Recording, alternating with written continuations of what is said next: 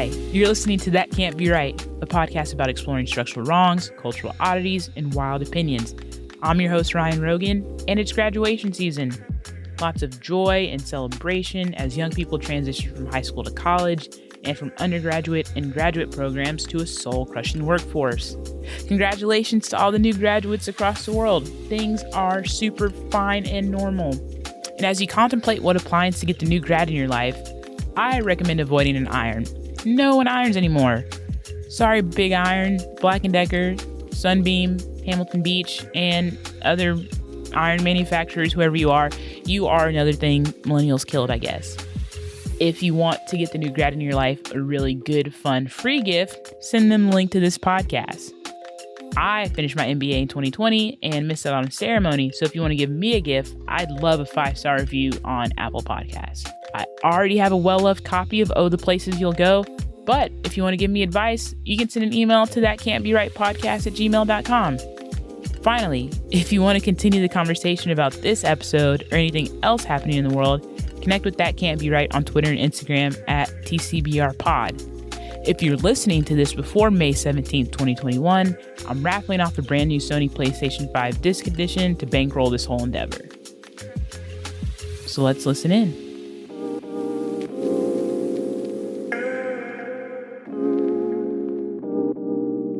Hello, welcome to That Can't Be Right, a podcast built to explore structural wrongs, cultural oddities, and wild opinions. I am your host, Ryan Rogan, and in this episode, we're going back to school. So to set the stage, there's always a backstory. Of course, there's always an article that I've read that spurred my interest. In this instance, I read a really devastating account of a brilliant scholar named Thea Hunter. She did really novel research in her field, history, and the concept of freedom. She got her start at a university.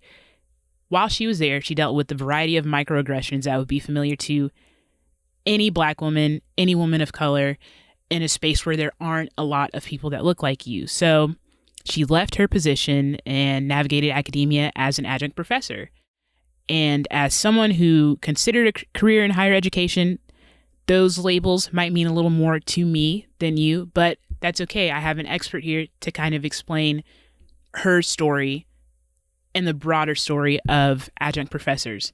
So today I am joined by Aaron Hanlon, associate professor, newly tenured associate professor of English at Colby College, and director of the program in Science, Technology, and Society. He teaches courses on British literary history and the Enlightenment. Completed his doctorate in English at the University of Oxford, also hold degrees from Bucknell and Dartmouth. His first book, A World of Disorderly Notions, Quixote and the Logic of Exceptionalism, was released in 2019. All right, Aaron, welcome to That Can't Be Right. Thank you so much for having me, Ryan. It's really nice to be able to talk to you today. I think this is going to be a really interesting conversation. So let's start with, how do professorships work? I mentioned that Professor Hunter, or Dr. Hunter, started in a tenure track position. She ended up navigating her career as an adjunct professor. What do those words mean? Yeah, so I think a lot of the things that people tend to think about when they think of a professor don't really match up to the reality, because really there are a lot of different types of professor jobs with radical differences of pay, opportunity, support between them, right? So we often talk about the word adjunct. Another word that will come up there is contingent faculty or non-tenure track faculty. And there we're talking about positions where no matter how good somebody is at the job, their contract is structured in a way that they will never, according to that contract, have the opportunity to go up for tenure. Okay, so with that, if you're not a tenure track faculty, if you're an adjunct professor, contingent faculty, you're not sitting in a cluttered office, you're not, smoking your pipe and wearing your sport coat. How do the roles differ? So let me put it this way. I think I could probably illustrate this with a story. So I used to live in Washington, D.C., And the running joke among young professionals in DC, because people are so competitive about career stuff there, Mm-hmm. is that when you meet somebody, they're more likely to ask you, what do you do for a living, before they even ask your name. So true to form, I was at a party and I was talking to a group of people I had just met, and a guy came up and asked me what I do, and I told him I'm a professor, and his eyes lit up, and he said, I've really, for a long time, I really thought I wanted to be a professor too, except I realized that in the end, the relaxed lifestyle just wasn't for me. And like, I laughed, right? But I don't think he was trying to insult me or anything. Like, I think he genuinely had an image of a particular kind of professor in mind, which we might associate more with a tenured professor. That's not even I would not say that lifestyle of a tenured professor is relaxed either, but we can talk about that. But what he had in mind was somebody who has the luxury of time to read a lot and think a lot, or maybe do their experiments in the lab, depending on what their field is. Somebody who can kind of get away with not working too hard because they have the protection of tenure, so that they can slack off maybe a little bit, and they can't get fired, and that they have summers off, right? Yep. And I have to admit, that sounds pretty cushy, but the thing is, none of it's true, right? Right. So to put this into perspective, about 75% of all professors in the United States are working off the tenure track. So that means that the vast majority of professors are working on contracts ranging from just one semester to 1 or 2 years, at the end of which, no matter how good they are at the job, they will not have a job anymore. Of that 75% working off the tenure track, about 50%, so that's about 700,000, are working in what we call adjunct, or what we misleadingly call part-time positions. That means that they're paid by the course, usually something in the neighborhood of 2,000 to 5,000 per course. They do not have a salary. They do not have health insurance. They do not have retirement benefits. In many cases, they do not even have an office to sit in, let alone to smoke a pipe in. Right. So that means that those professors they don't have research support. They don't have job security. They often are meeting with students in a coffee shop somewhere, and they're often shuttling between 2-3 universities in the area where they live to cobble together enough courses to make enough money to live on, pay the rent, and feed themselves and their families. Yeah. Thank you for that explanation. I'm not sure if I really highlighted, my introduction to this problem at the start, is that once Dr. Hunter left that tenure track position and was navigating these non-salary, no health insurance, no benefits positions, she passed away, and her friends had to start a GoFundMe to get her affairs in order, to have a memorial service. And this was after 2 decades in academia. And it was, to me, a very devastating read. But I'm going to respond to what you said now, is that 75% of the professors that students might interact with at a campus, on the whole, are off tenure track faculty. When did that shift happen? Is that a recent development? Is that how it's always been? Yeah, that's a really great question. So for any of your listeners who want to dive more into this topic after I say my piece about it, I highly recommend a book called The Fall of the Faculty by Benjamin Ginsberg, who's a political science professor at Johns Hopkins. And what Ginsberg found in his research is that between the years 1975 and 2005, the number of professors total number of professors in US universities went up by about 50%, which makes sense because you also had more students. You had enrollments go up quite a lot over that period. In that same period of time, the number of administrators went up by 80%. And the number of administrative support staff, so kind of non-managerial, non-faculty university employees, went up by 240%. So Wow. what we saw, right? Wow is definitely the appropriate reaction to that, right? So what we saw is just a dramatic shift in the composition of university employees and in the balance of power between faculty and kind of professional administration. And there's a few things going on there that just quickly I want to touch on to give everybody kind of a fair picture of this, right? Because one thing that's also happening over that period is that students who are enrolling are coming from a broader socioeconomic range of socioeconomic backgrounds. It's an increasingly diverse group of students. And so naturally, institutions that were fitted for a mainly white sort of upper middle class elite had to hire people to work in a financial aid office, for example, to help with mental health support, study skills support for people coming from backgrounds where they didn't have the same advantages as people coming from kind of elite private school backgrounds and so on. So you had to have some increase in administrative staff and administrative support staff. But what Ginsburg argues, and I agree with him, is that not all of that expansion is explained by that. The other thing that's going on is that in the past decade or so, we've seen this problem intensify, this problem of what I'm calling adjunctification, or the shifting of the professoriate from a kind of stable middle-class professional job to sort of like an Uber driver of academia, right? Right. And we're seeing this shift in part also because in the past decade, we've seen collectively a $9 billion decrease in state funding for higher education.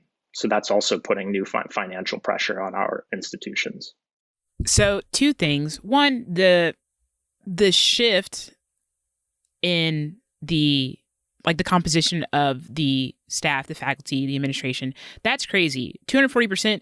But as someone who just finished a grad school program, it makes sense because I have my 4 core classes, but I have all the people in career services. You have all the people in financial aid. You have all the people in facilities. You have all the people in marketing and communications and recruiting and all of that. So it was shocking, but as I'm thinking about that, totally makes sense. But as you're saying, $9 billion decrease in funding, and that can be a whole another episode, and I'm sure it will be eventually. But what are the consequences of that, right? I'm talking about like my own personal experience. What are the consequences of these shifts? And they're increasing their spending, but they're also having a ton more students. So there's more money coming in. So they could still hire full-time faculty, right? Yeah, so that's a really interesting question, and it gets kind of complicated. But there are a few things going on here. Okay, so one thing is with that shift, you get a change also in sort of the philosophy of managing or running a college or university, right? Mm-hmm. So even if revenue from tuition and so on from more students comes in at higher rates, and even if student loans are available to students to also kind of pay for that, and even as private fundraising for institutions starts to go up, you still have just a change in management philosophy, because the way it used to work is the people running universities and administration, they're basically professors who at the end of their career kind of decided they wanted to move into administration. And so they kind of know intimately what it's like to teach, what goes into it, what it's like to work with students, what it's like to research, balance your time and your job. But increasingly, we've seen kind of more kind of a professional administrator track coming from business background or educational leadership background. And that just has come with a different view of how to run a university, moving more toward a kind of business growth model. Often people, not everybody, of course, but often people coming from that track of university leadership they haven't taught before, they haven't worked sort of as a professor in full time, like in the job before, so it can be difficult. So that's one piece of it, that you just get a different attitude. Another thing that's going on is studies. The last study that I've seen that has to do with what happens with the savings of paying somebody like $4,000 to teach a course without having to pay their health insurance or anything like that. The savings tend to get pumped back into sort of like non-academic things like sports or some essential non-academic things like what you described, career services and stuff like that. But they don't go back into instructional endeavors. So also the savings aren't really saving the institution. They're just diverting funds away from the instructional mission of the institution and toward other areas. I think that's a really important distinction. That it's not a saving. So you also wrote a really interesting article, and that's how I found you, on the Chronicle of Higher Education, about some of the consequences for academia in general, for the professors, and for the students.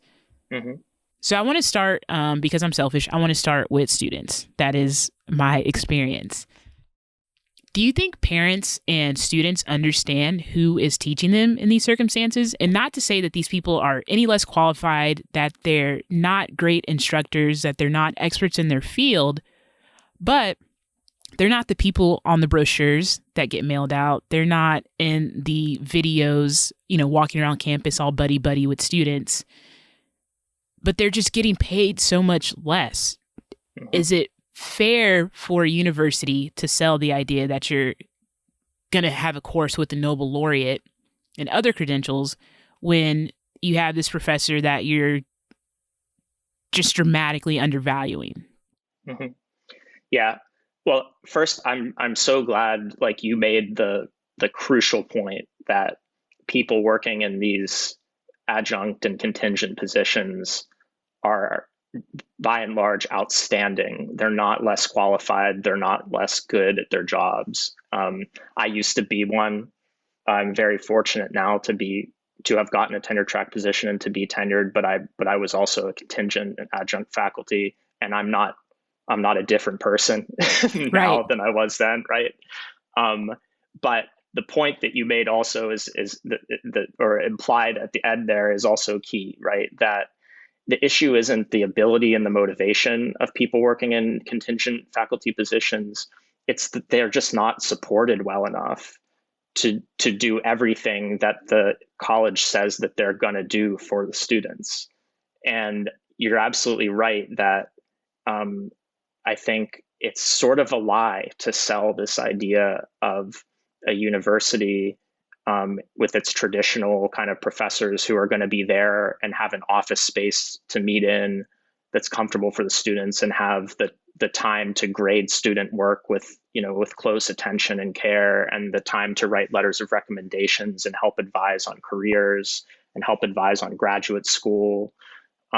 It's just impossible to do that if you don't have the basic resources of the job, like an office, like a teaching load, meaning not just the number of courses you teach, but the number of students you teach that's reasonable for you to give attention to every student. And so if institutions are saying, yeah, we have a 15-to-1 student faculty ratio, one of the lowest in the country, parents and students should be looking at that and saying, how much of that ratio is tenured or tenure track faculty who have an office and who have support and who are still likely to be there by the time the student graduates to call on for a letter of recommendation, right? And how many of them are not? And that leads me to my next question is, what courses are they typically teaching? Are they funneled into those entry-level 300-person survey courses? Are they getting the opportunity to teach those seminars with like 8 people in a room? What are the expectations of these professors? Yeah, you got it. It's mainly the intro level courses. It's mainly level courses in what people call kind of general education curriculum, like the Mm-hmm. sort of introductory writing, introductory math, sort of like courses where there's a perennial need, but where institutions think they can get away with, not supporting the people who are doing those jobs. Right. And it's likely to be big survey courses. It's likely to be a lot of students, a lot of grading. Senior faculty and tenured faculty at many institutions have teaching assistants, especially if they're at universities where there's a graduate program in their department. They would have PhD students who can help with the grading and stuff like that, but you don't have that as an adjunct. So it's things like that. They make a big difference. Yeah, I think that's huge. And you mentioned earlier that these professors are teaching at multiple campuses. And I imagine that anywhere, but I most recently finished school in LA. If you're teaching at UCLA and then you're teaching across town at USC, like how much of your energy, just your consciousness is dedicated to like navigating the 405 or the, Right. whatever freeway, right? It takes such a toll. And you're still expected to deliver the same level, I hate service, but you're still expected to create the same experience for students without all those resources, which I think is a point you've made several times here. So we've talked about students. What about other faculty? Like how are they interacting with contingent faculty? Are they treating them as peers? Are they happy to kind of push those entry-level general education courses off to them? What's the dynamics, especially speaking as someone who's worked in both spaces? Yeah, that's a really good question. So, I mean, at the individual level, my sense is that, faculty, especially now, understand a lot better kind of, what the situation is and have sympathy, but that doesn't always really translate into fair treatment of contingent colleagues. It's also just a fact that in not all universities, but in many of them, the relatively lower teaching loads with the smaller class sizes and the time to produce research as part of the contract, for tenured and tenure track faculty is only possible at the staffing levels that we have on the backs of contingent faculty doing the hard kind of high volume teaching, right? Yep. And that does produce kind of a, like, to put it lightly, a tension between Mm-hmm. classes of faculty, that makes the working environment, less collegial than it should be, and is clearly a system that runs on the exploitation of, of the many to benefit a relatively privileged few. Mm-hmm. And I actually want to jump back to an earlier question. In terms of the types of courses they teach, are there fields that rely on contingent faculty more than others? Yeah, I don't have the data off the top of my head for this one, but Mm-hmm. my understanding is that, I mentioned writing for a reason. Writing is an area which might be staffed by an English department, or it might be staffed by a writing program itself. But that's just because of the way universities have been structured administratively. That's an area that's over relied on adjunct labor. Um, Anything that you could imagine would be perceived as like more rudimentary, and less important to the bottom line of an institution, you could Right. expect is likely to have more kind of adjunct labor. The lab sciences, natural sciences, that are kind of interesting too, because my sense is that there isn't quite the same reliance on adjunct faculty as such, but a huge reliance on graduate students and postdoctoral employees and lab techs and so on to do a lot of the nitty gritty work of running a high volume research lab. And so I don't see any reason not to consider those kind of contingent employees as well, although the circumstances of the contracts can be really different. And you mentioned earlier kind of like some people are called lecturers, some people are called adjuncts, some people are called visiting assistant professor, and so on. And those labels are really idiosyncratically applied.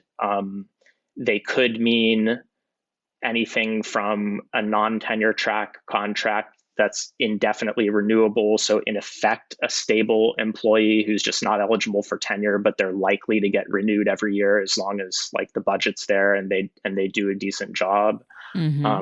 To somebody who's paid by the course. And so it's really hard to kind of go by the title. And I think that sometimes this produces an advantageous bit of smoke and mirrors for universities too, because they hide what's really going on, I think, with the contract behind the ambiguity around titles. Yeah, for sure. And that was a question I had, because thinking back to my experience at the University of Pittsburgh as an undergrad, when I wasn't at all familiar with the system, you mentioned meeting professors in coffee shops or meeting professors in public spaces. Like, these are office hours. Why aren't we in your office? Where are you? Like, I can't find your page on the school website. Like, just differences in how they're treated and how they have to navigate the system. So I do want to turn finally to like specifically the adjunct experience or the contingent faculty experience. What protections do they have? You mentioned that the contracts can be short as a semester. They can be 1 to 2 years. What rights and protections do they have if the school decides not enough enrollment in this course, or there's a pandemic, we're shifting, the courses as the demand changes?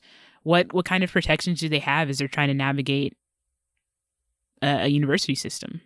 Yeah, sadly, the answer to that is very few.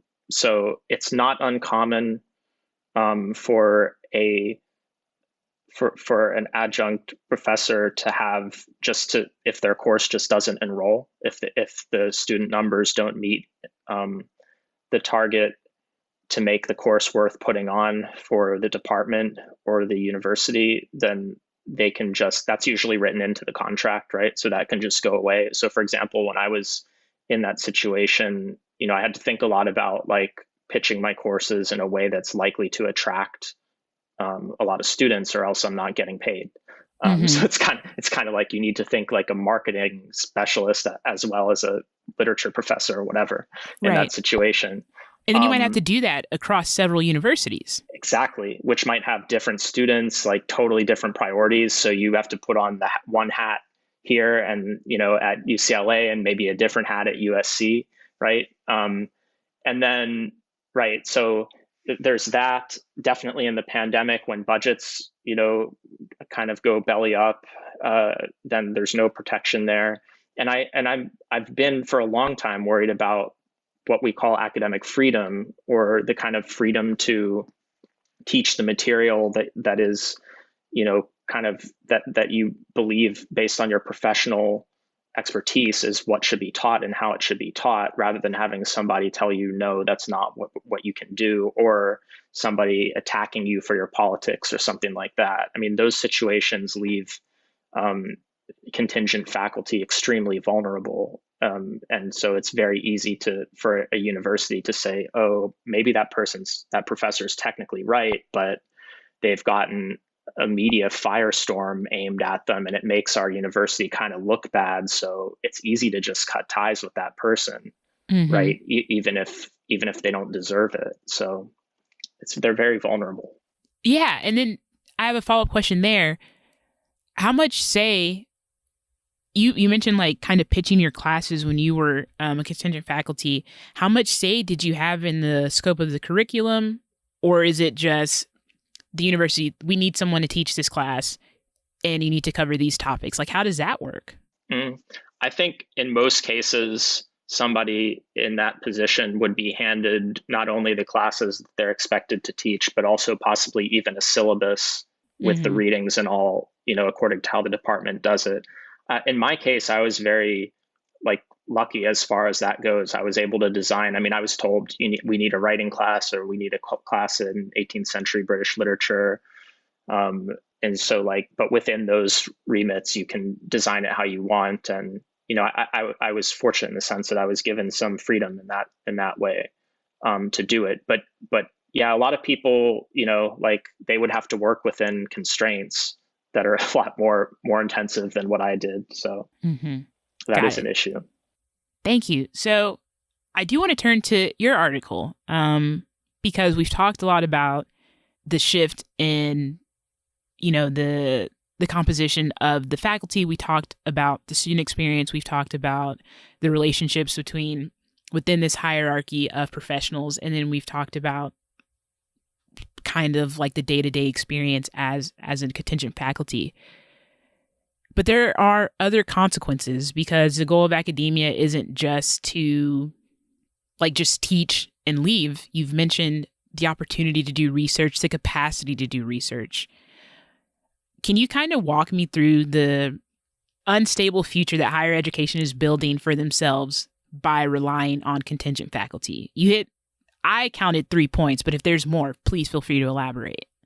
Yeah, definitely. So, the way that a lot of universities get around, the kind of frankly obscene contracts that they put before contingent faculty, is that they say, we're hiring you to teach the class or the classes, but we're not paying you to do any research. Now, most people in these positions as contingent faculty are doing them because it's a way to stay in the game, so to speak, so that they can get the experience and continue to build up a CV or resume that enables them to be more competitive for tenure track positions. Now, that means that even if you're not paid to do research, you need to do research if you want a shot, right, of moving out of that. And even then, there's no guarantees, far from it. But you need to do research, or else you're never going to be considered, right? And then what that means is that, in effect, 75% of professors are only able to do research, basically without any guarantee of a continuity of the position or any longevity in that research program. They're just doing it by the seat of their pants, basically, with whatever free moment they can get. And because they're teaching the high volume courses and the high intensity courses in terms of the teaching labor, right? And so if you just step back and look at that picture from a distance, and you think about where is this going in terms of the future of knowledge, some fields are going to just be fine. I think there's enough industry, private industry innovation in various kinds of tech fields, that I don't think, they're gonna fade out if it's not happening in a computer science department at a university. But history, or African American studies, or even some kinds of social science, like sociology, anthropology, even some kinds of basic science like chemistry,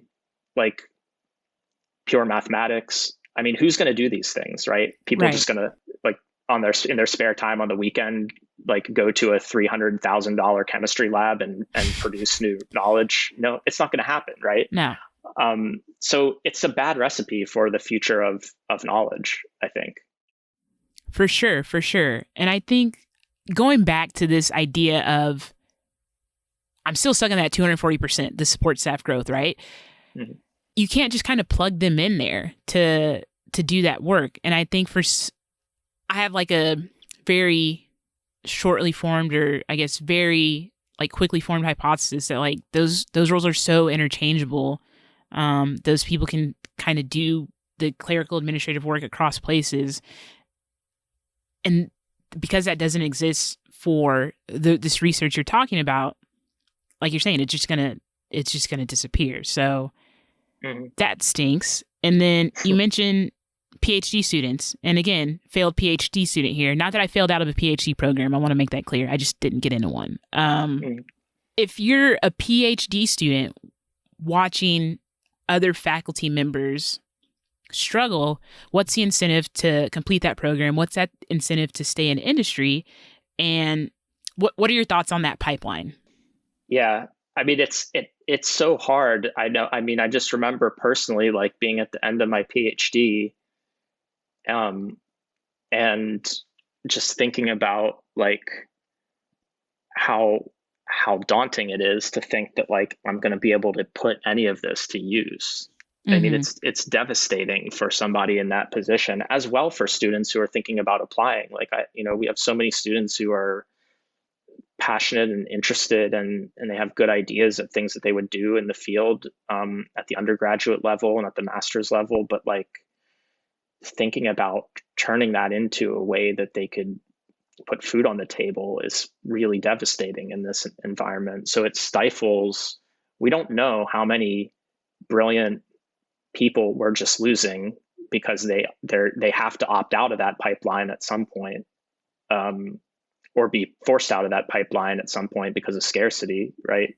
To do something else because they need to, because you got to do it to feed yourself. So I do worry about that too. Like, what's the future that we're committing to or not committing to, as it were, with these hiring practices?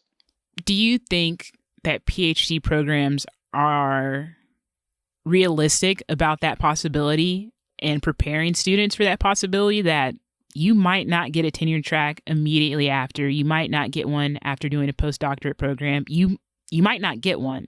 So does that conversation come up in programs? I would say some more than others. Okay. I think there are definitely PhD programs that are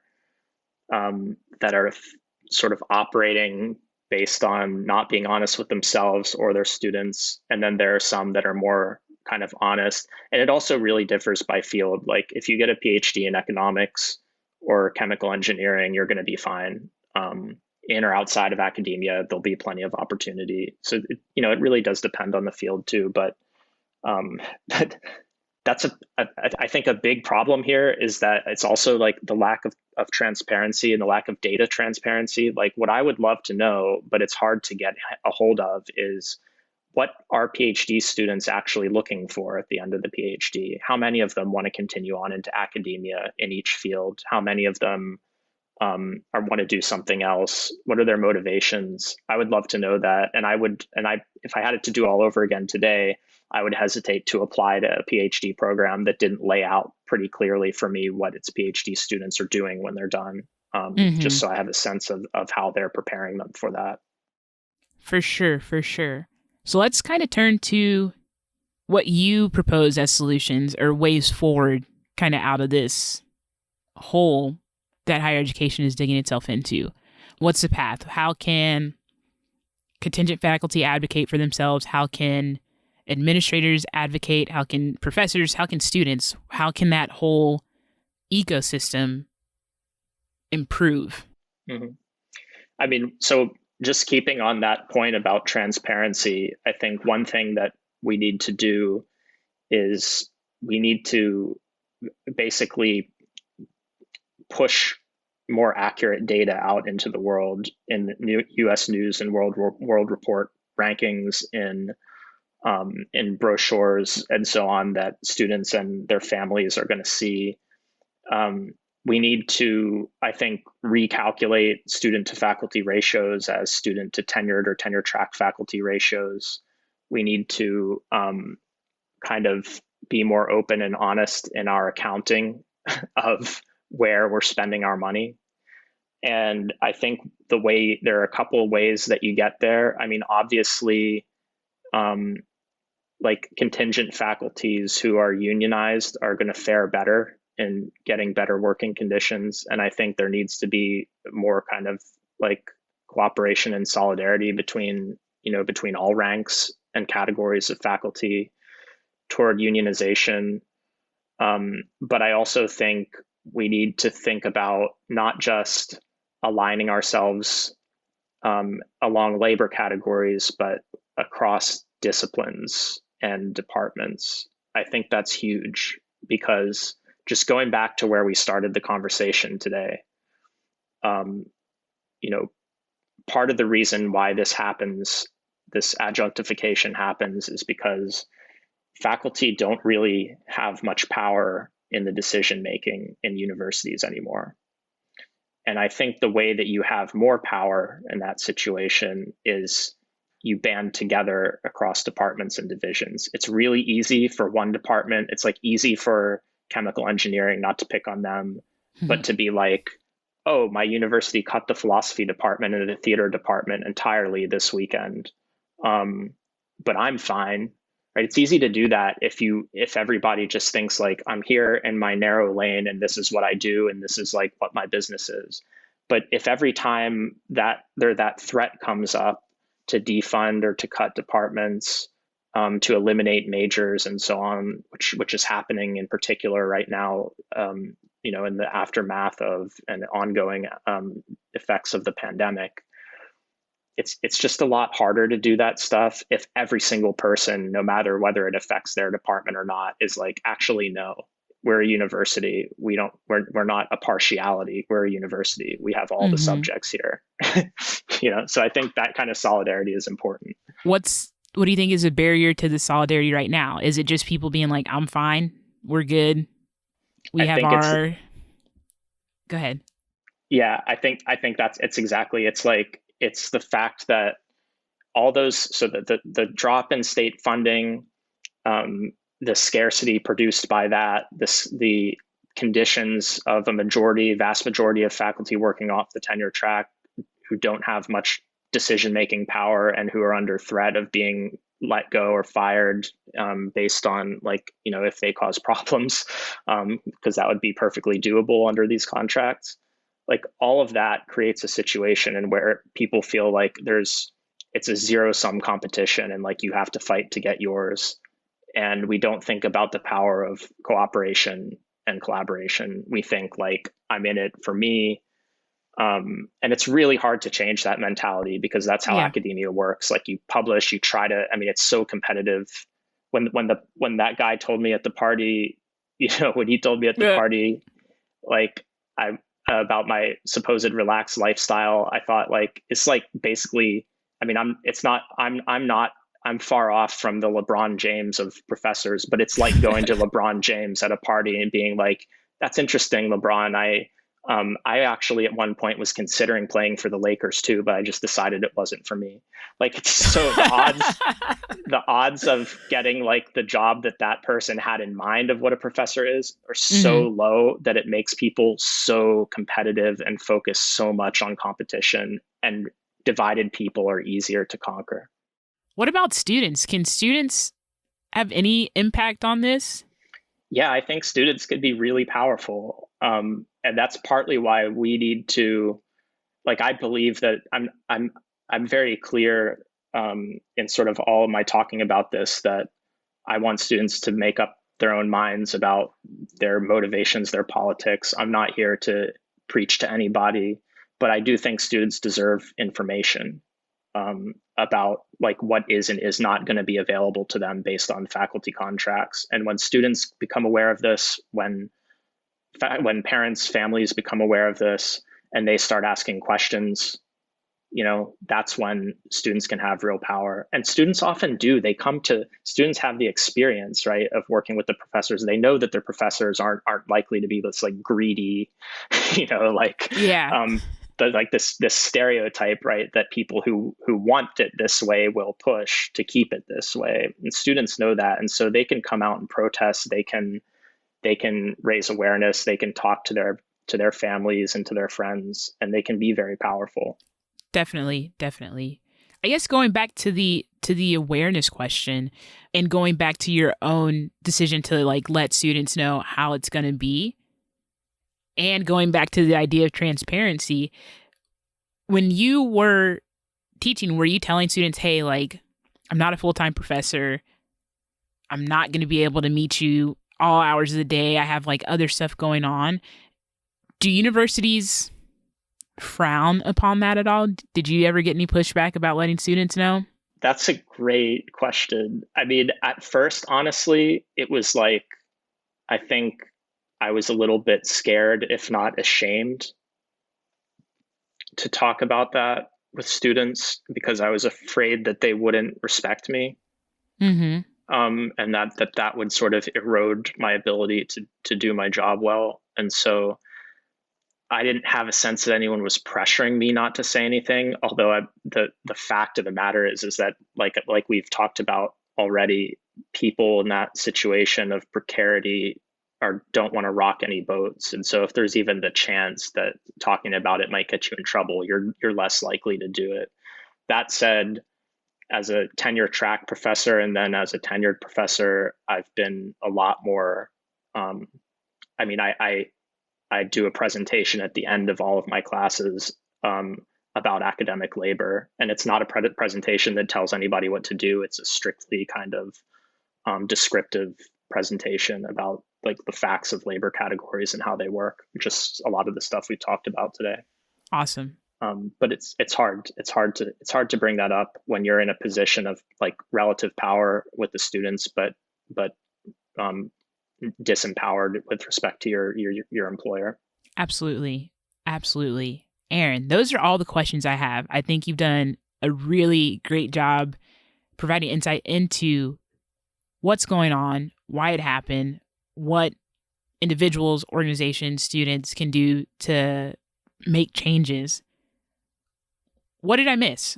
Is there any other knowledge you think we need to impart on listeners about this ecosystem of higher education or your thoughts on the next 5-10 years?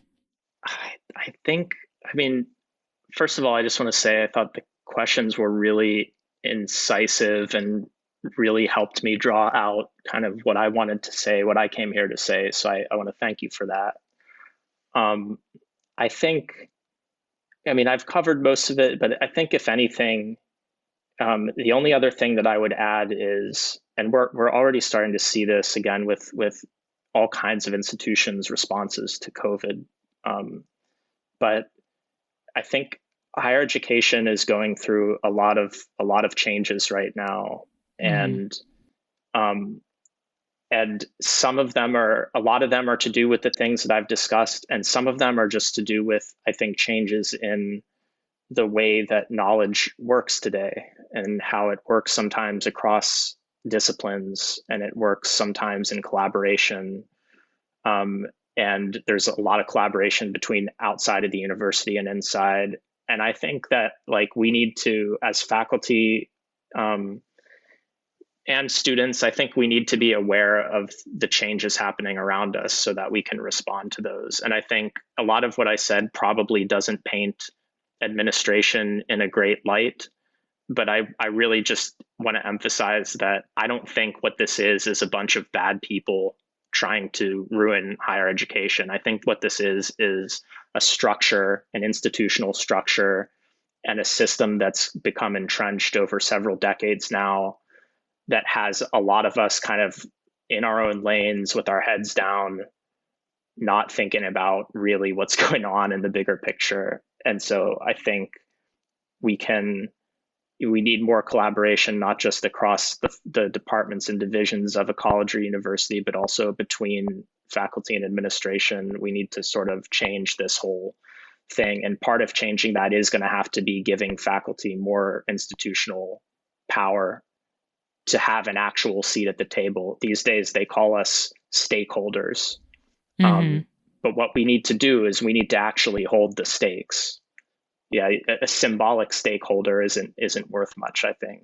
And I think if we have that type of situation where we're at the table where the big decisions are made, by we I mean faculty, I think then you could have a much more collegial relationship and a much more kind of productive response to inevitable changes that are impacting all of us at every rank and every level of a university. Yeah, absolutely. Absolutely. Aaron, thank you so much. That was, again, super insightful. And I'm glad the questions you were able to say what you needed to say. And I think it was a really important distinction that administrators aren't inherently evil. It's the structure. So where can we find you online? Yeah. So mostly I'm on Twitter at Aaron R. Hanlon. And my website is aaronrhanlon.com. And I'm pretty easy to find, I guess, for better or worse. Gotcha. So if anybody wants to get in touch, you can find me. Please feel free.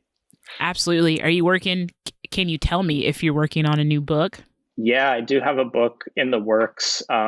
It's called. It's most likely going to be called Understanding Science Denial, and it's kind of a look at the development of the concept of science denial and what makes people do it over time. So that's in the works, maybe another year or so. Gotcha. There's some people in my circle I could definitely buy that book for today, so I'm looking forward to it for sure. I'll get working on it then. Awesome. Well, Aaron, again, thank you so much for joining me on That Can't Be Right. This is incredible. My pleasure, Ryan. Thanks for having me. Awesome.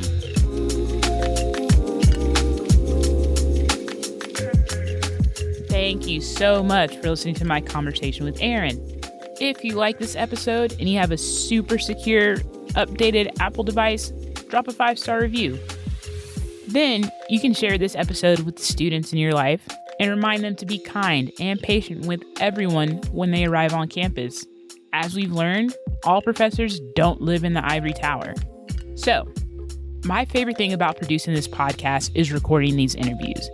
But my other favorite thing is hearing from you. If you have questions or want to suggest a topic for an episode, please send me an email, thatcan'tberight@gmail.com. If you hate email, you can also connect with That Can't Be Right on Twitter and Instagram @TCBRpod. You can sing my praises or tag me in something that can't be right, and I'll follow up. Who knows? It could become an episode. That's all, folks. Thanks for listening.